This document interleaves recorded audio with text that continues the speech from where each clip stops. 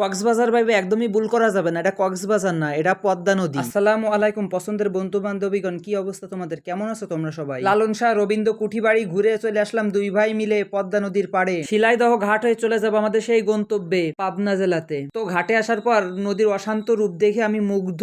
ঝড় বৃষ্টিতে নদীর সৌন্দর্য আরো কয়েকশো গুণ বেড়ে যায়। অশান্ত নদী দেখে যে মানসিক প্রশান্তি, এটা কোনো ভাষায় প্রকাশ করার না। জীবনে একবারের মতো হইলেও এরকম অশান্ত নদীর রূপ দেখা উচিত। আমরা এই জায়গায় আধা ঘন্টার বেশি সময় ধরে অপেক্ষা করছি প্রচন্ড ঝড় বৃষ্টির কারণে। নৌকা ভ্রমণ তো এমনিতেই রোমাঞ্চকর, তারপর যদি থাকে এরকম অশান্ত নদী, ভয় এবং উদ্বেগ দুইটা মিলে একবারে জাস্ট ওয়াও ওয়াও একটা ব্যাপার। ওই দূরের আকাশ আর নদীর পানি একসাথে মিশে যেন একাকার হয়ে গেছে। তোমরা আমার শার্ট ওরা দেখে তো বুঝতেই পারতেছো যে নদীর কি অবস্থা। আমার তো মাঝে মাঝে মনে হচ্ছে আমার নিজেরে উড়াই নিয়ে যাবে। বৃষ্টির আগ মুহূর্তে আকাশটা যে এত সুন্দর, আকাশ আর নদী একসাথে মিশে গেছে, এই দুই সৌন্দর্য মিশে একবারে নয়নাভিরাম সৌন্দর্য সৃষ্টি হয়েছে। নদীর মাঝখানে যাইতেছে আবারই ঝড় ছাড়ছে, আর তাহলে দেখতেই পাচ্ছ যে নৌকা কি পরিমাণে রোলিং দিচ্ছে, এত জোরে জোরে পানির ধাক্কা আসতেছে নৌকাতে। আজকের এই নৌকা ভ্রমণের যে অনুভূতি আর যে অভিজ্ঞতা, এটা কোনো ভাষাই আমি প্রকাশ করতে পারবো না। আমাদের এই ট্যুরের সব থেকে আনন্দদায়ক পার্ট ছিল এই নৌকা ভ্রমণ।